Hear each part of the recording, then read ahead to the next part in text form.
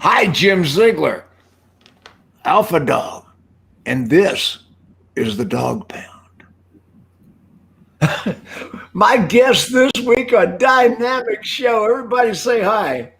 Hey, everybody. Hi. Hello. Happy Tuesday. Happy Tuesday. The Dawg Pound, man. Oh, my gosh. Oh, Alpha Dawg Tribe, we're here. Yes, we are. Okay, my first guest panelist is Chris Girard, and he calls himself the Bald Guy. Chris, how'd you get that nickname? Well, I started off in the business in 2014 and 15, and as I was growing in the business, I said to myself, I really want to take this to another level. What are some of the most successful people in the car business doing? And of course, I started crawling through Facebook and YouTube and ran into the likes of Mike Davenport and Elise Kephart, and then the list goes on, yourself. And that's how it all kind of began. And so my wife tells me, you need to look up the baldcarguy.com and see if it's available. And I said, there's just no way it's available. There's too many bald guys in the car business. It's going to be taken. And she's like, just type it in and ask. And so I typed it in, and I couldn't believe it. It was available, and I bought it right then and there for, I think, $10.99. It was. Well, you've certainly got the head for it, Chris. I'm sure astronauts could see that head from space. They sure can. And the used car guru, the Highline guy, Patrick O'Brien with Gravity Automotive. Hey, how you doing, Patrick? Oh, man, I'm good. Obviously, me and Chris do not share the same barber.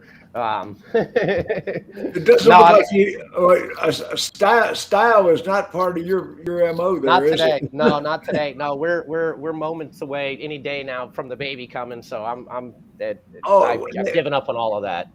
Okay, very good. You and Jamil got a lot in common. So, yeah. And one of the most brilliant women in the car business. I'm talking about 18 days and counting till she gets married. Yes, 18 days. Now, I asked you earlier, did John change his last name? Oh, Jim, you know that I'm way too old-fashioned for that kind of stuff. So, no, John will not be changing his last name. What am I going to have to learn now? What's the new last name? Well, you know what? Honestly, though, it's going to be super easy. My initials are going to still be the same. So JB will still be JB. It will just be Bertrand instead of Briggs. Bertrand, okay. So no hyphenated last name. Bertrand. No, my name's long enough as it is. I got to memorize Jennifer Bertrand. You are so much trouble. Okay. High maintenance. Shit, so I can't come high to Briggs maintenance. anymore. You could just, we're going to have to go from next level Briggs to next level something. One of my very best new friends, I'm talking about, this woman is absolutely phenomenal. She's the head of something or other for the Walser organization. The juggernaut of the Midwest. Ashley Cavazos, how are you? Hi, I am so excited to be here talking about my favorite subject right now. Oh, video and BBC. What is your title with Walser? I'm Senior Manager of Digital Sales Performance. So I own all digital processes across the group and help with the CRM. I just launched a new CRM across the group, and then as well as showroom operations. Wow. And direct from Moscow, Pennsylvania, New York. Where are you today, big guy? I'm in Pennsylvania. Pennsylvania, the Mad Russian. F&I reinsurance expert, tampering with U.S. elections, my friend Max Zanan. Thank you, Jim, for having me. I know I missed the last show, but it's good to be back. And, video is something that I think my industry is completely missing. Whether it's the dealership side or the third-party administrator side or even the OEM side. So I'm actually here to learn from you guys because you definitely know much more than me about video. And, maybe I'll, come out a better man after the show. Maybe you'll get fired up about something. Right. Oh, yeah. Max is a published author. Go to Google him up or go to Amazon.com. The best book he wrote, I think, is Crazy Shit Car Sales. What is it? Car Dealers Do. Crazy Shit Car Dealers Do. Great title. And from J&L Marketing, one of my other best new friends, Jamil Zaneba. Close, Jim. Zabaneh. Close. Zabaneh. I got it. I just want to see if you knew it. How you doing, Jamil? I'm doing good. Really excited to talk today. Kind of echoes a little bit of what you guys talked about last week. So I went ahead, watched that whole show, and hopefully can add a lot, especially on the paid media side. Okay, the paid media side is really important. You're doing that with your clients quite a bit? Yeah, we work with about 580 dealerships nationwide. And obviously video is an important element of it. So be able to hopefully share some best practices with you guys, whether it's on the YouTube side, Facebook, Instagram, and we can get a little bit into that. Fantastic. And of course, I've been involved in video since its infancy. I mean, I had a lot to do with pioneering it in the auto industry. Going back to Chris Girard, the bald car guy. Yes, sir. Tell me about your dealership. Where are you? So I'm currently at Gillman Subaru in San Antonio, Texas. Oh, the Gillman. That's correct. Been friends of mine forever and ever, going back to Ramsey Gillman when he was head of NADA. So yeah, we're into the third generation now of Gillmans that I've been friends with. So, okay, you're with the Gillmans, you're San Antonio, Texas. How are you using video? I know, but tell the audience. No, I appreciate that. So video for me has just become a process. I do it with every single customer. It doesn't matter what the reason is, whether it's a birthday, whether it's a fresh up on the lot, just thanking them for coming to visit the dealership. And then, of course, internet opportunities. Every customer gets a custom-made video. And I'm do a short 30-second to 1 minute intro. And then I do a walk around as a second video. And then I provide a series of pictures of the vehicle for a more close-up look, and that's, of course, all packaged. And I use a product called QuickPage that Chad Morgan. Okay, that very good. I know you use QuickPage. You started out working with Elise Kephart. I did, yeah. So part of that journey of learning about video, I learned about Mike Davenport and Elise Kephart, and they were kind of partnered up with Bomb Video Email. So I was on that platform for, I think, a couple of years. And then those things kind of changed a little bit. And then Chad came out with QuickPage, and I was one of his first 100 customers, and certainly loved the platform, and it's done nothing but get better since. Fantastic. Patrick, now you're an independent Highline dealer, one of the best in the country, in my estimation. You've got Gravity's got what, 5 locations? 5 locations, and then our obviously one of them being our exotic store up there on Cobb Parkway. But yeah, video is actually, it's something, because I would say 50% of the deals that we do are out-of-state customers that never come into the dealership. So video that's why I was so pleased to see you here. Yeah, it is actually very important, especially customers when they're buying these $150,000, $200,000 cars, Lamborghinis, Ferraris. They want to hear a cold start. They want to hear the engine rev. They want to know that car is going to perform and sound the way that it's supposed to, if they're going to have it shipped, right? Because again, most of these people are not coming into the dealership at all. Everything's done on the phone, email, digital, and then, the video just becomes that really, I think that's what really drives it home for the customer. And we don't ask them if we want them to send us, if they want us to send them a video. We do it. It's right off the bat. It's, hey, listen, I'm going to go ahead and send you a video. Here's what the video is going to include. It's going to be outside, interior, cold start. I'm going to show you all the components. I'm going to lift the hood. We're going to give them every single thing that we can in video to make them feel as comfortable as possible purchasing the vehicle out of state and spending that kind of money, obviously. Okay, so you're selling $150,000 vehicles at your exotic. So you're uninvited. You're sending them a comprehensive video. Yes. Cold start, interior, exterior. Once we've made contact, usually. I mean, it's not something, now if it's an email only lead, then obviously, you know, that we're going to take that approach as well. But, you know, obviously the very first thing we're going to try and do is make contact with them. But we get a lot of inbound phone calls. We probably get more inbound calls than we do even internet leads. So, you know, it's very fast paced with especially those higher end cars. Now, Ashley, let me ask you, how many agents do you have that are sending videos? Every single one. Every single salesperson is sending a video. Wait a second. Every single one? Every single one. How many is that? I mean, we have at least maybe 300 salespeople across our group. We're one point of contact, right? So it's very important for us because we are the BDC, we are the salesperson, we're the finance manager. We have to build that trust and transparency right away. How else do you do that but by video? Trust and transparency. So you are a one-touch dealership. Let's explain to the audience. Your salespeople handle A to Z most of the transaction. True? Everything. So are the salespeople doing the videos?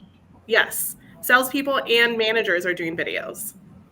Oh, so basically everybody in the dealership is video cognizant there.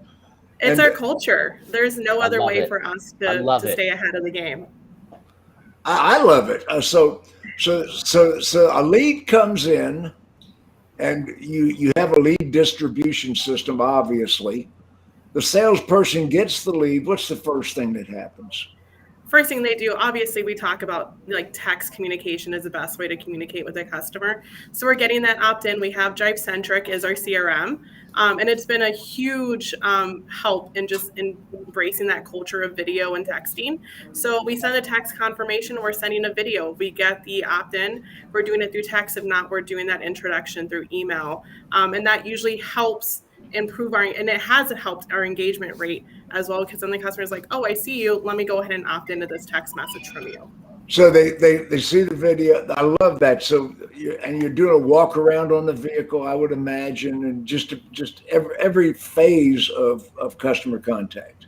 Correct. Jim, we did Sales Leadership University in August, and we had our managers write down every single way you can send a video.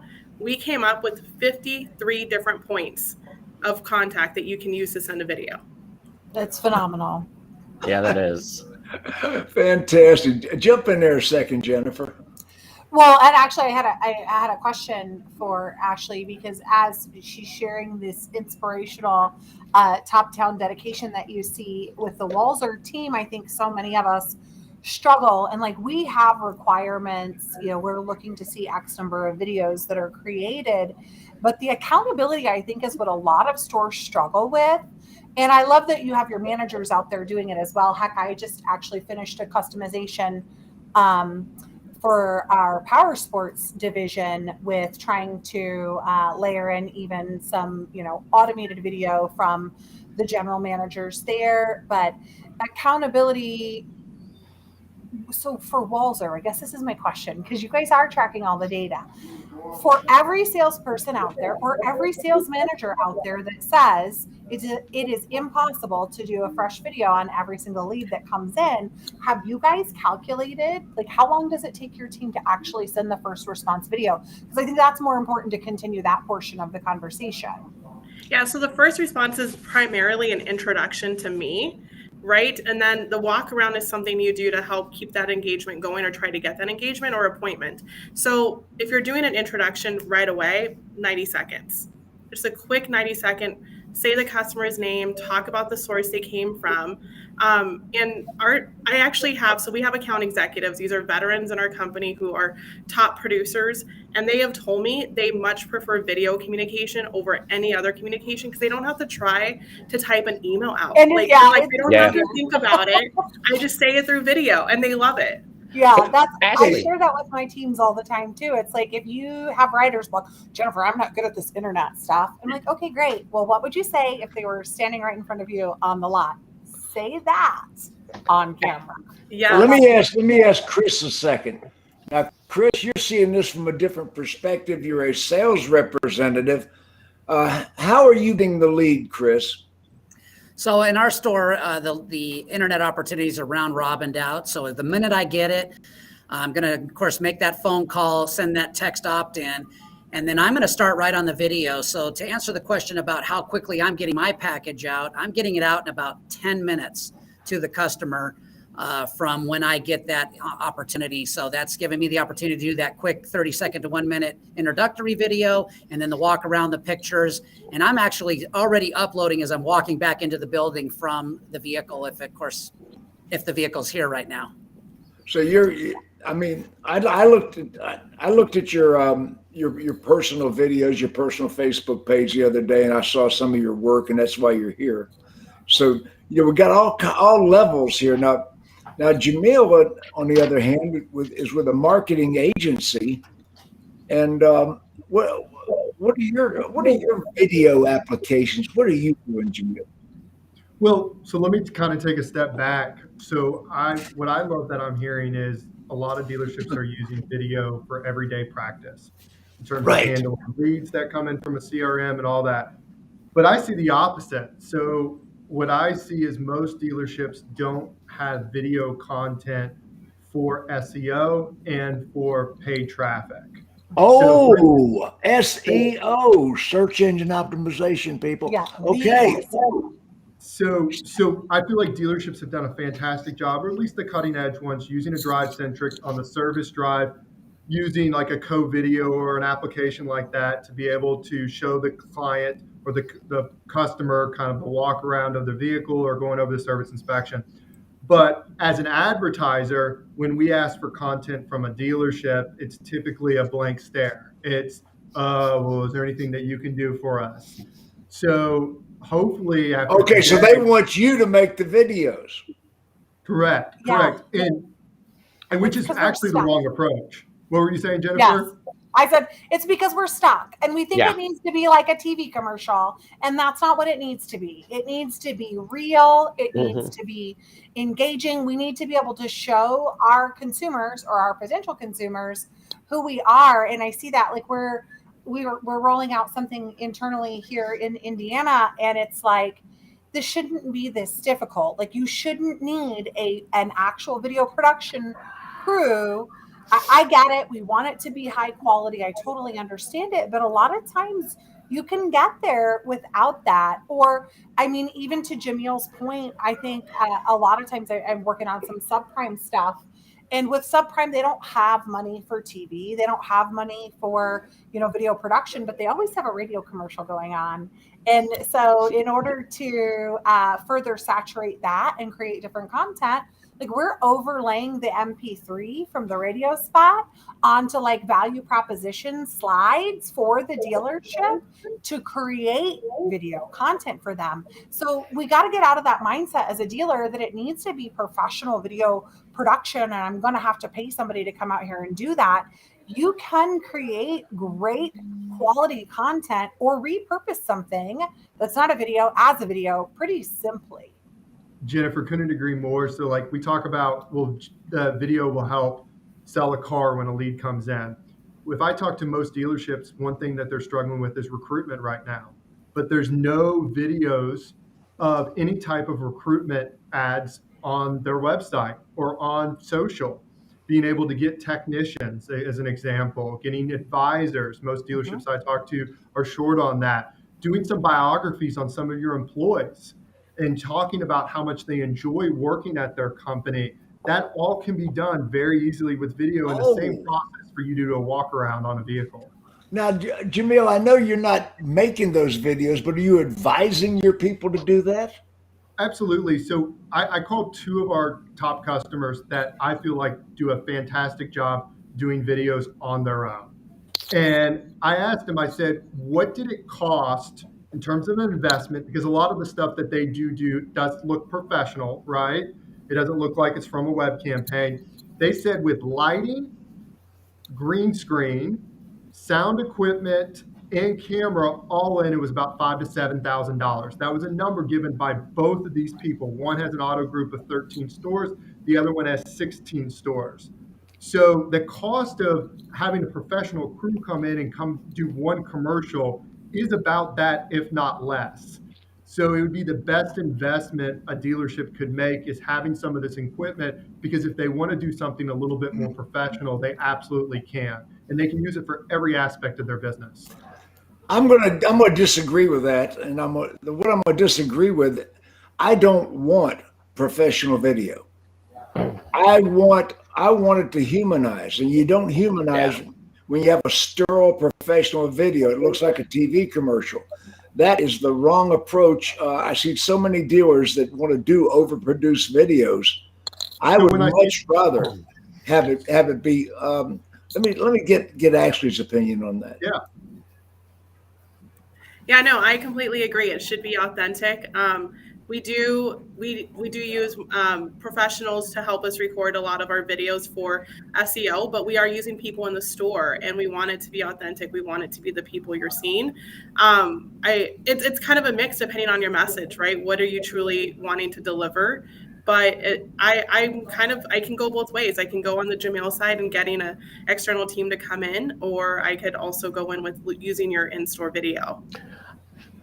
Ashley, Okay. I had a Jim. I had a question that I didn't want to get too far off for Ashley on this. Ashley, when going back a little bit, you had mentioned that every salesperson at every store, plus your managers, are all doing video.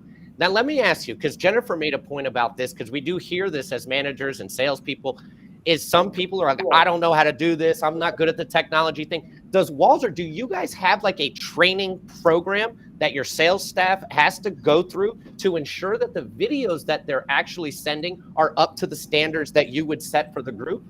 We do. So all of our new hires go through their first week of training is digital week.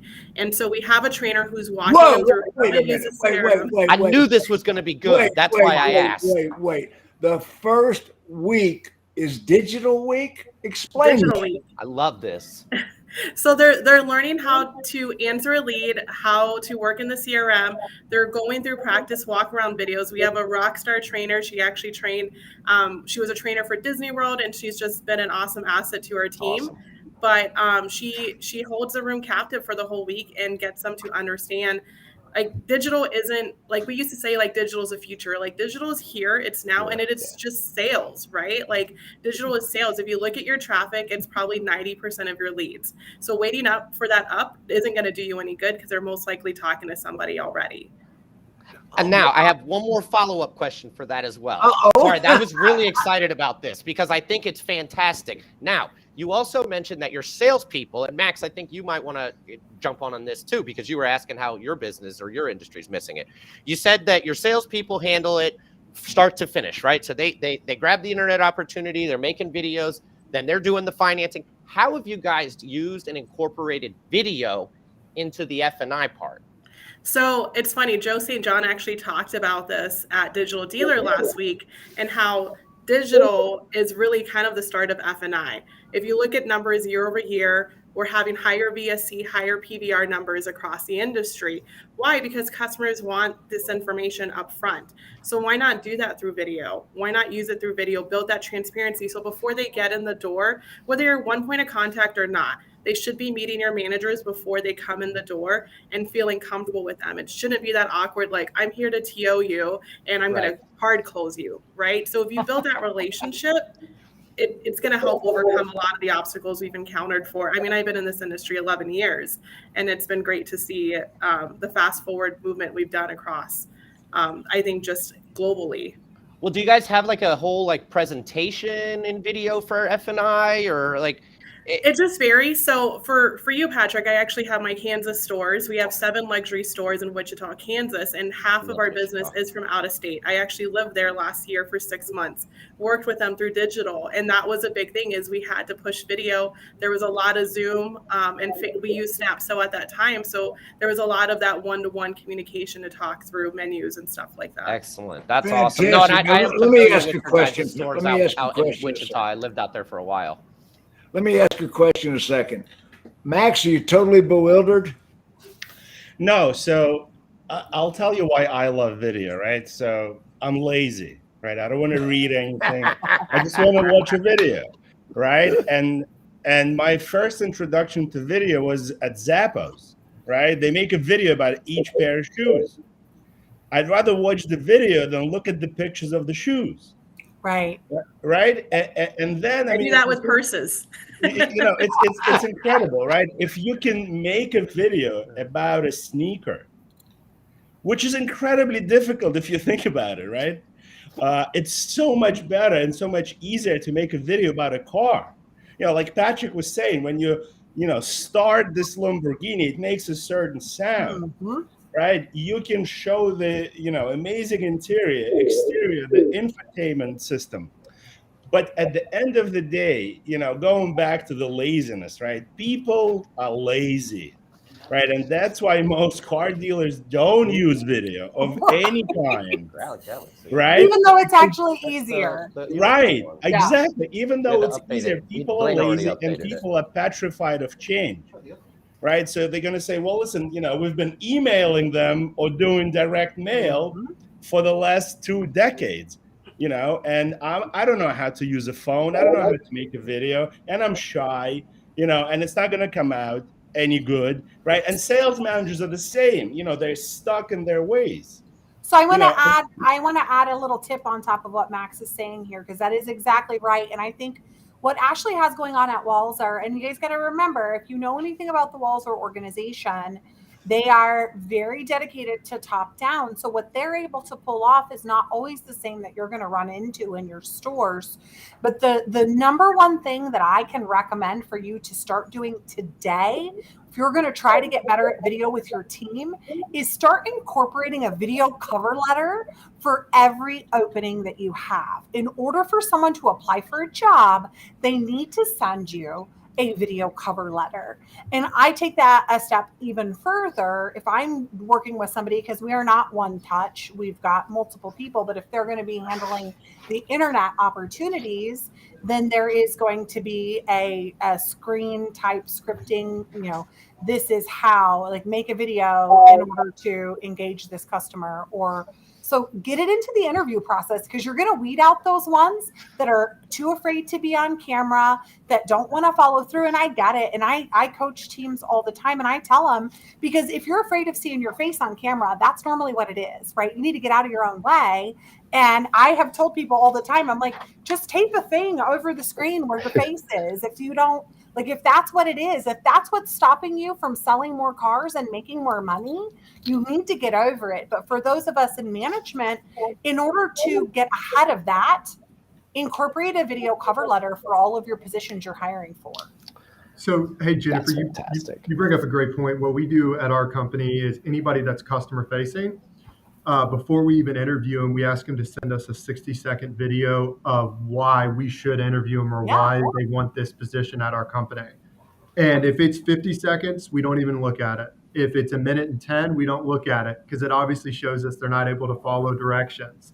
So it's really helped us kind of pre-screen a lot of people, let them know that we're in marketing. If you're in the car dealership, you're in customer facing, you have to be able to feel comfortable in front of that camera. Okay, well, talk some more about SEO and video. Tell us what you as an agency are doing as a marketing company. So I do want to clarify something, Jim. I'm actually against the agencies coming in and doing video production. I'm in favor of a dealership taking that on themselves. So I think there's 2 types of videos. You have the videos that Ashley and her team are doing, that when leads come in, your salespeople, your BDC, your F&I manager are making videos, or your service advisor, and sending it directly to the customers. But there are times that you have projects at the dealership where you need to create video content for your website, for your social channels, for recruitment. That's what I'm talking about. Your website, your social channels. Correct. What kind of video are you doing? Facebook Marketplace. So for that, Jim, the couple recommendations that I would have, okay? So first and foremost, why I am a big proponent of just grab your phone, what I was saying is you should invest a little bit of money, $5,000, $6,000 in some nicer equipment. The worst videos that you want to play on social or on YouTube is you can barely hear it.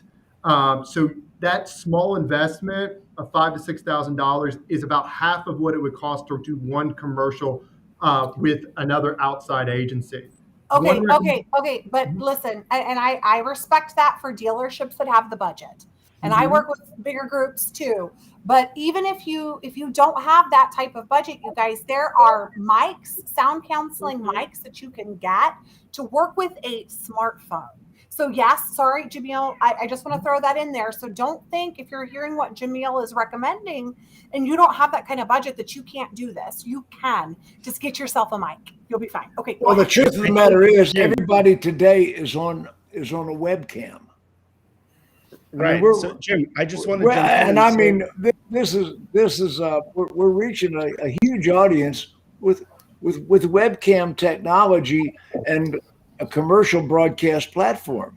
And everybody's so much more comfortable with it now than they ever were before because we were almost forced into it through the pandemic, through all the quarantine stuff. Yeah. I mean, Right. the whole So guys, the whole I think- idea that they're not comfortable anymore is malarkey. Right. So guys, I think it doesn't matter how the sausage is made, right? Absolutely. What matters is the commitment to make the sausage, right? And let's be honest, Ashley, I'm pretty sure that the culture that you have in your order group trickles down, right? And that's what you need, right? You need commitment from the very, very top. And I mean the owner, right? And then it will work. If you think that your sales managers and salespeople are going to take initiative and make a difference, you're mistaken. Wait a second. We've got Chris, the bald guy. Now he's taken all sorts of initiative. So anyway, Chris, how about your entire dealership? Now I know. So yeah, is it's a everybody doing challenge. what you do? Does everybody No. do what you do? Okay. No. And certainly the management team here wants that to happen. And I think that's probably one of the reasons why they brought me on, because they saw what I was doing and wanted my influence to just go into the rest of the staff. So yeah, it's definitely a challenge. And what I tell new people or just people that are asking me about videos, I said, listen, for the next 10 days, I want you to make 1 minute video. Don't do anything with it. By day 11, you're going to be natural. You're going to feel comfortable in front of the camera. Just go with it. You'll be fine. And that tends Chris, to work I have a pretty well. question. Your Please. managers brought you in because they want you to do more. They want you to influence the team. Correct. Are your managers sending video? Like, are They're they not. sending video? No, no. How did they do that? And I know they're going to be watching this Ashley, and they're going to be like, Ashley, oh, you that threw me was under the bus. awesome. But- I mean, Yeah, that was no, so that's true. good. Oh, that's So, great. hey, Ashley, my question to you is you guys are making really good video content and you're sending directly to the consumer. How are you guys then taking video and then putting it out on social, Instagram to more of a bigger audience? Yeah, so that would be much more towards our marketing team to answer, but they are definitely using YouTube and social media for video. We are definitely targeting customers through it. We've been making videos for Walser to You, which is our at-home test drive and buy at-home process. I honestly am not the best person to answer that question perfectly, but I know we are definitely using video for a lot of SEO. We're doing manager like GM introduction videos or introductions to service and doing professional videos in that sense as well. And something I did in my past. I'm going to tell you, I just jumped on the Walser Auto Group YouTube channel, and I will tell you, Jamil, they have Walser buys car videos that are for frequency and recency purposes getting published a couple of times a week. Optimized. I'm assuming those are going to drive traffic to the group site of some sort. But I think that there's the two sides of this, right? Well, actually, I guess three.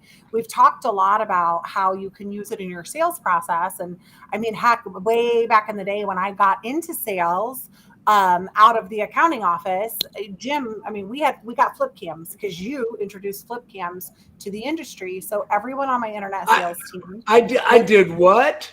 Yeah, Jim Ziegler, he introduced flip cams. And if you're too young to remember what a flip cam is, it folded in half and then it had a USB and you plugged it into your computer to retrieve the video from it. They were very cost effective. I mean, I'm sure they were pricey back then, but compared to like professional computer equipment.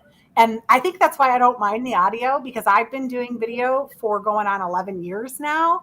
So, and we had our own, we did produce our own TV commercials at the first group I worked with. So we had all of the fancy equipment, and then we had the flip cams on the internet team. So we had the mix of all of it, but I don't mind it.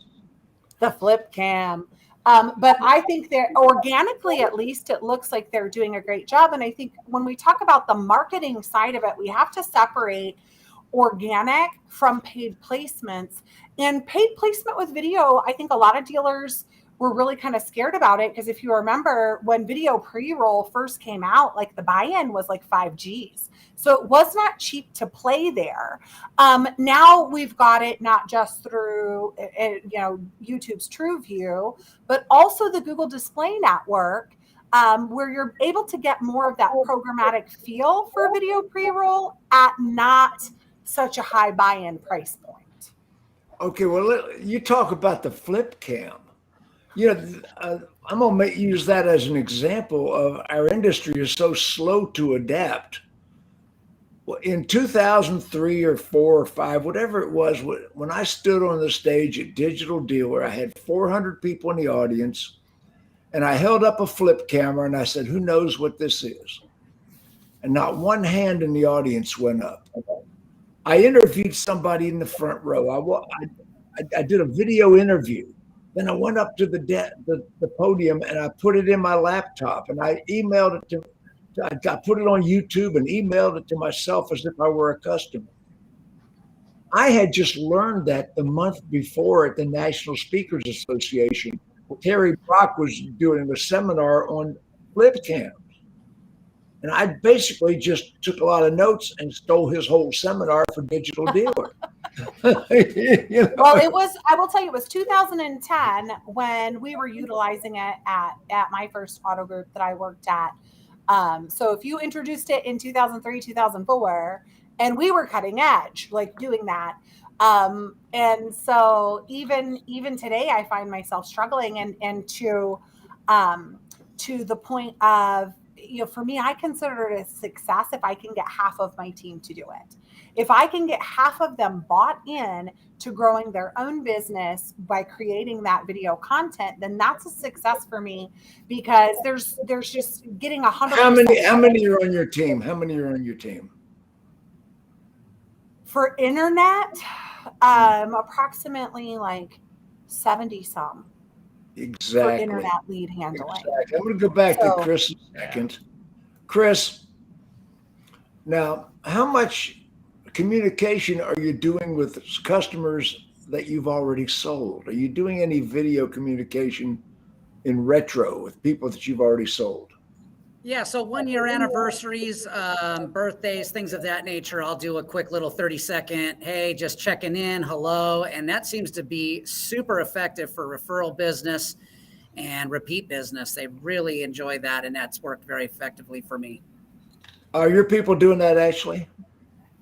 Yes, for repeat business, for after the sale, it's definitely something we're utilizing, not just to get the customer engaged with us. Well, I want to ask you another question. Now, I know the answer, by the way. I ask a lot of questions to which I know the answer. Well, okay. You're using DriveCentric CRM, which I think does it have video built in?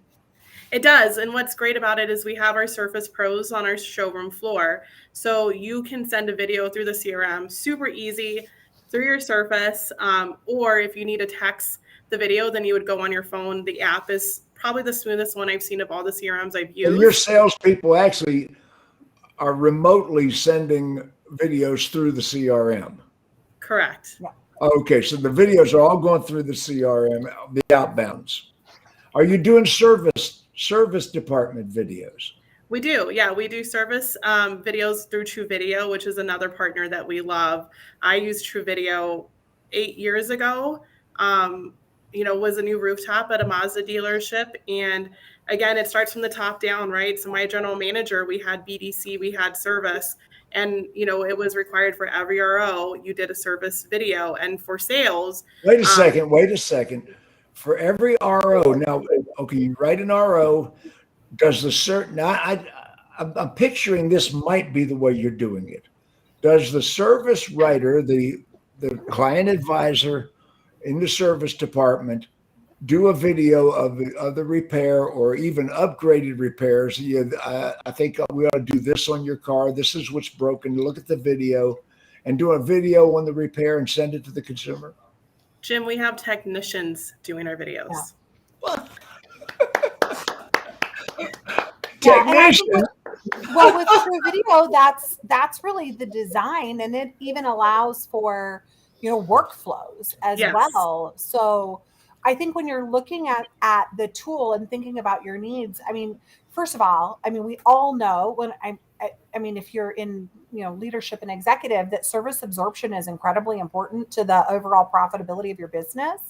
And so if your service team is not, and I think that's one of the things that I really loved about the Tom Wood organization in the beginning, when I first started working with them, only service was using video. Sales was not using video at all, unless it was, a rogue salesperson who just knew and they were doing it on their own. But the entire fixed ops department was utilizing it. And I mean, even outside of all this amazing technology that's available, I think back to, again, my first sales management position running an internet team. And that also included the service internet team and declined ops. We picked our 5 most profitable declined op codes. And so you don't have to do it for everything, but we created an evergreen video on why you should have that service, what the issues were if you did not do it. And we automated that in our CRM. Now, this was old. Oh, you're getting into Jamil's venue now. Well, I mean, I don't know what they do in the CRM for automating processes, but adding that based off of the op code, then it can automatically send that email on every declined service. There's some configuration you have to do there, but that stuff's pretty simple. We put it on YouTube. When they decline service. Now, you just said the magic word. The magic word is YouTube. YouTube.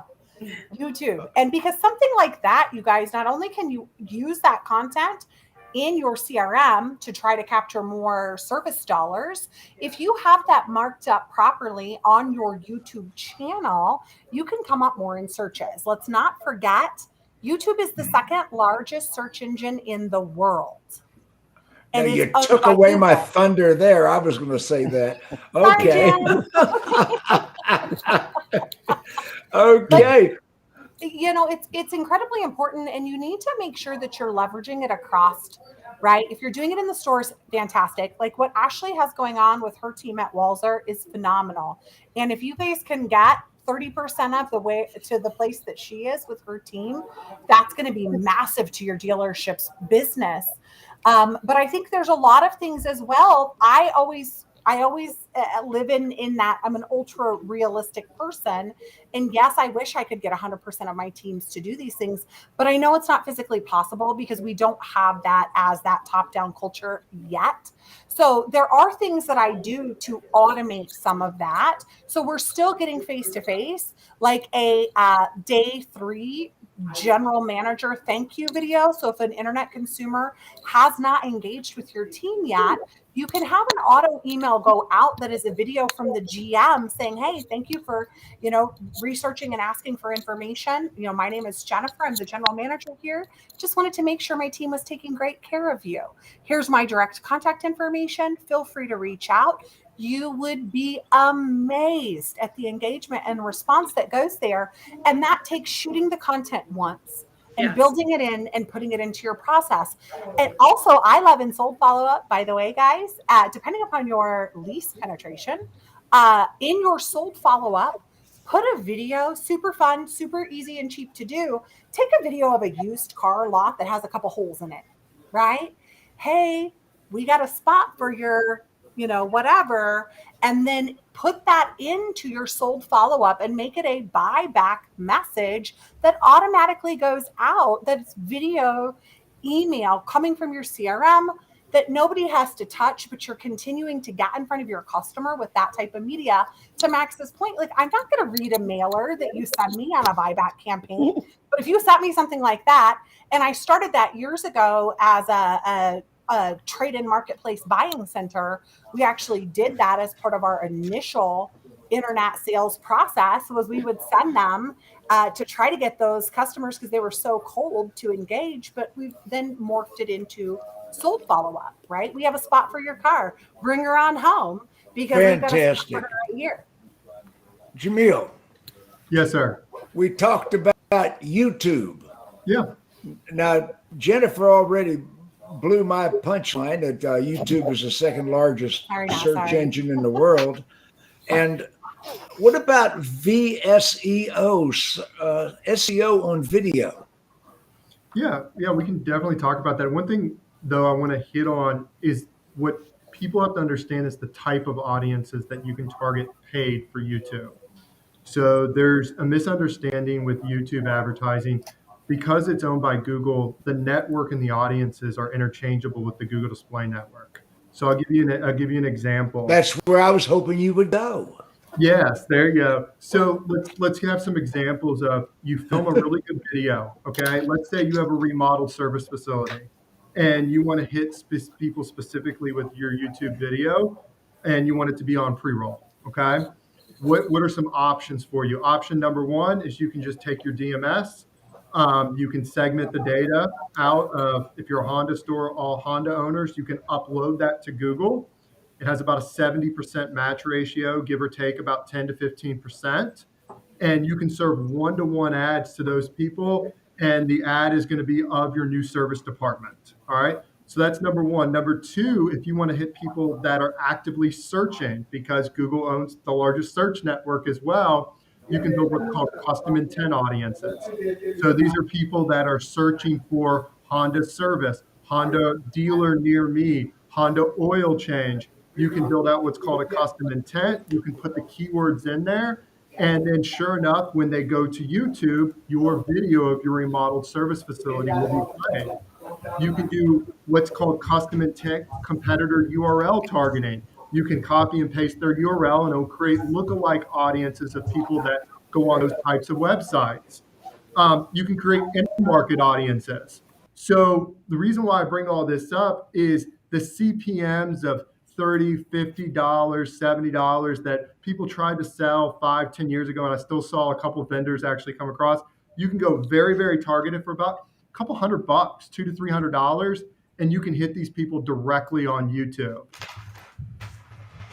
Exactly. But what about YouTube as far as jacking up the SEO? What can you do once you've got the video on YouTube? Yeah, I mean, and I think Jennifer did a really good job. YouTube can definitely help you out from an SEO perspective. You know, some of the best practices that people should do is be able to create good thumbnails, highlight what's going to be in the picture, make sure that your YouTube page is actually categorized. A lot of dealerships aren't keeping it up to date, categorizing it. When you create ads, make sure that what you put in the first 15 seconds has the hook, because a lot of people skip ads. Another thing that I wanted to mention is when you're doing Facebook, a lot of people watch Facebook at work. They don't have their sound on. So make sure that your videos that you're creating for Facebook tell a story without someone having to press the play and listen to the sound, because obviously a lot of people aren't going to do that in a cubicle type of setting. But yeah, I mean, video, you know, we could have a whole session on what are the best practices for videos and how you tag it on your site, how you embed that. It obviously helps out with SEO. Yeah, and I want to expand on that because I know that we've been talking quite a bit about pre-roll and some different paid video placements. But if you do not have your YouTube channel optimized, you are missing some serious opportunities. We were talking about this last week a little bit. I was with a group in the Detroit market that was 5 Chevy stores heavy when the Stingray came back out, thanks to Mr. Ziegler here telling General Motors they should bring that particular model back. So thank you very much. But by properly marking up and optimizing, I didn't even take the wrap off of the car, right? We literally just got the car, pulled it into service, gonna do the PDI. It's North American Auto Show Week. And if you live in a metro market where you have auto shows, you know what that traffic is like and how hard it is to compete with all of their organic stuff about the auto show. So I get this car in, do a video on my cell phone. Just quick, here it is. Oh my gosh, so exciting. Unwrapping the new, Chevrolet Stingray. Upload it to my 5 YouTube channels, marked up a little bit differently, changed like the intro image and the outro image to represent each of the Chevrolet stores separately, and then uploaded it to YouTube. And in 5 minutes, I beat out the North American Auto Show organically for Stingray searches in those cities. If you do it the right way, because Google owns YouTube, you guys, they provide additional weight to how that ranks. Do some searches and see. You'll notice on some specific searches, you're going to have video come up on the search engine result page, right? When we talk about SEO and organic, this is what you're trying to do. You're trying to get above the fold placement on the SERP. And so if you're properly utilizing that, and that includes the title, just like the title tag on your website is one of the most important things organically, your title on your video on YouTube is very important, right? And then you need to have a transcript. If you are doing traditional television and you're not repurposing those commercial spots and the scripts they give you, for your co-op money, on your YouTube channel, you are missing the boat, because you need to have a description on that video of what lives in it. That helps to build authority. So don't put some weird little salesy thing. Yes, you can put a plug in it, but literally you should use the script. Hi, Jim Ziegler, the Alpha Dawg. What was that, Jim? No, something went off on my sidebar. Don't worry about it. Oh, sorry. Joe, you know how I get going when I get fired up about this stuff. So, no, and Jennifer, that was fantastic information. Every dealer, if you're watching this broadcast or you come on the repeat of this, pay attention to what Jennifer Briggs just said. That was probably one of the best nuggets I've heard you drop, and I've heard you drop great nuggets for a long time. Well, the thing of it is I started in the accounting office, so I'm cheap, right? I grew up in the car business in a mid-Michigan dealership, and I lived through the bad times, right? Through the last recession when we were cashing contracts at credit unions that day, just to keep things going. So I am very cost efficient in my tactics and strategies. And if you don't own your video placement organically and you're not optimizing on those organic channels, you should do that first, right? Buy your placement. Yes, we are so quick to just buy placement, whether it's video or social or paid search in our industry, and we pay no attention to our organic properties and our own backyard. That would supplement. Those two should be playing off of each other, but instead we focus just on one. And in our industry, I think right now, and Jamil, you'll have to tell me if you agree with this or not, I think most dealers, if they have executed on video, they're focusing on the consumer engagement, right? Like we're talking about co-video, DriveCentric or True Video or all those other Quick Page, all the different programs out there, and less on actual video advertising or video organic. And 100%. And that's where I was going with, the average car dealership with us on the sales side spends on just advertising dollars between search, display, social, $4,000 on the low end up to about $20,000 on the high end.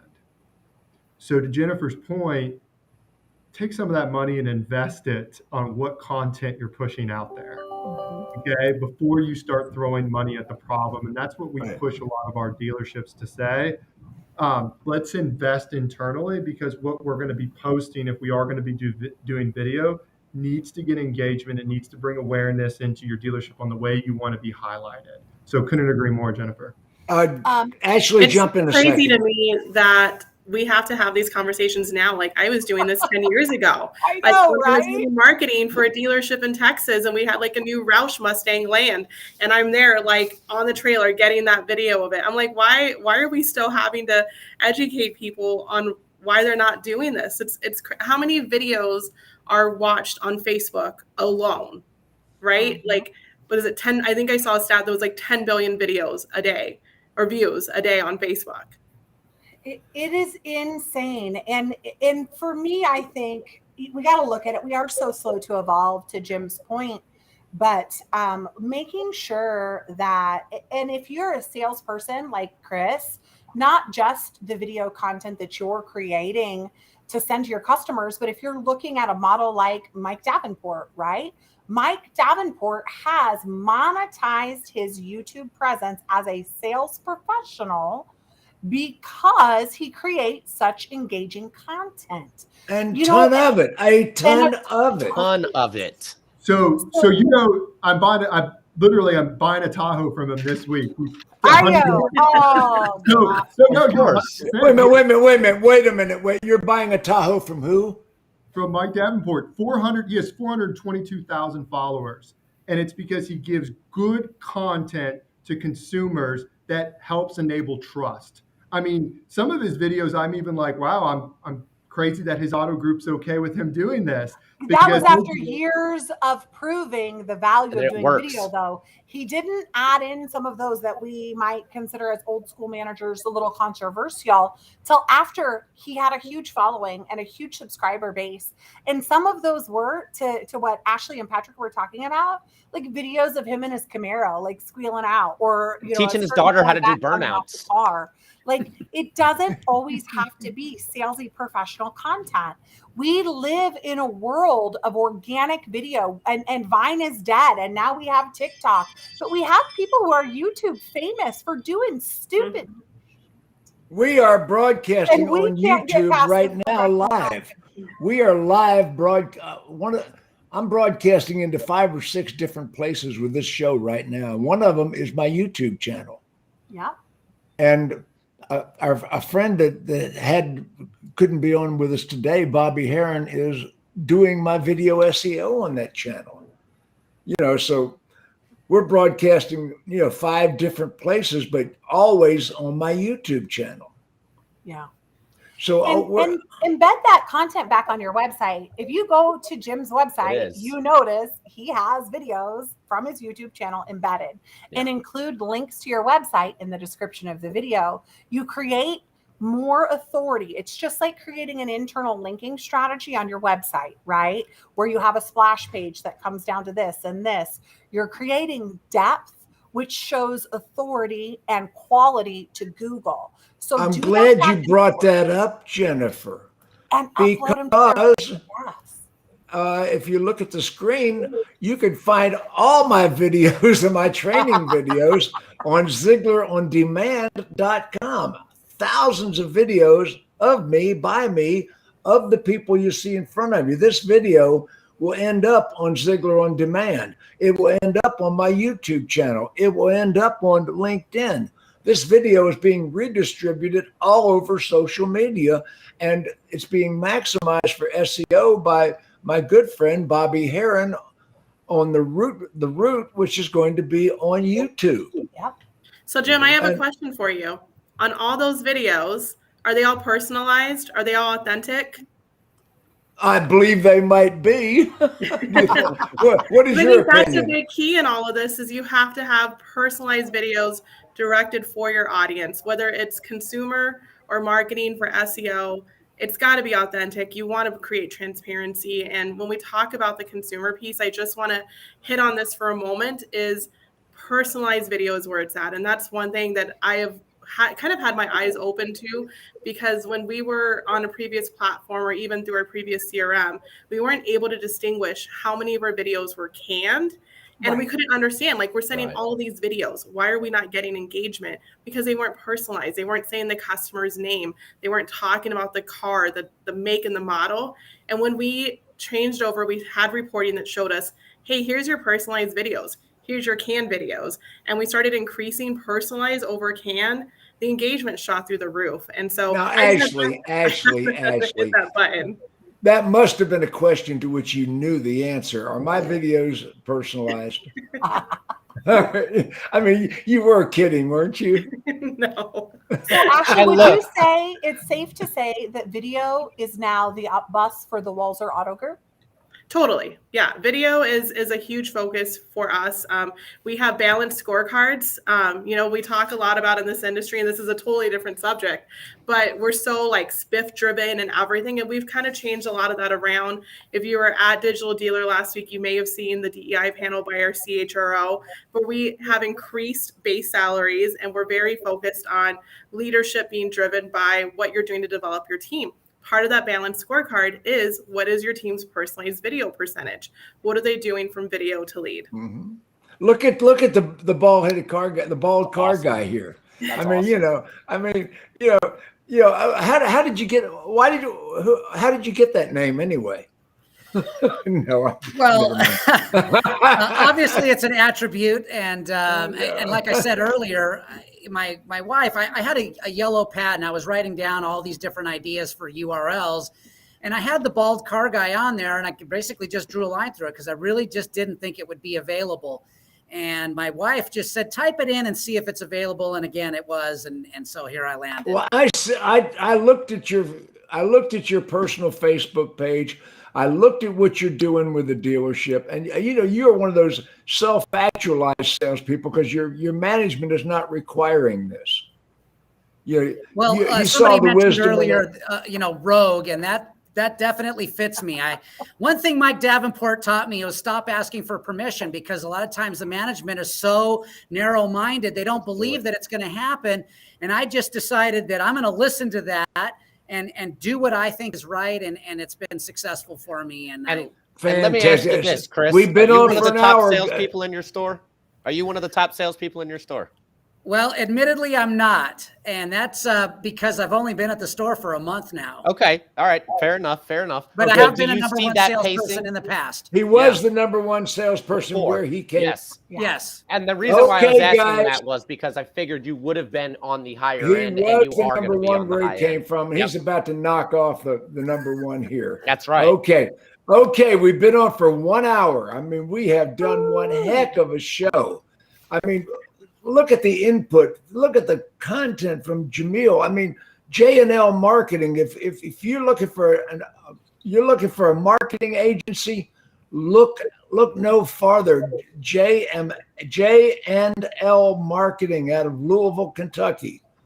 And I know how to say Louisville, not Louisville. Louisville. Yeah. Okay. And I was so pleased to have Ashley on with us today. Yes, from the Ashley, Walser you were group. great. And I'm so glad to be here. And Max was a doorstop today, but he learned so much. He learned so much. Okay, everybody, we've been on for our 1 hour. This was one of the best Alpha Dawg Dawg Pound shows we've done. Everybody say goodbye. Bye-bye. Bye.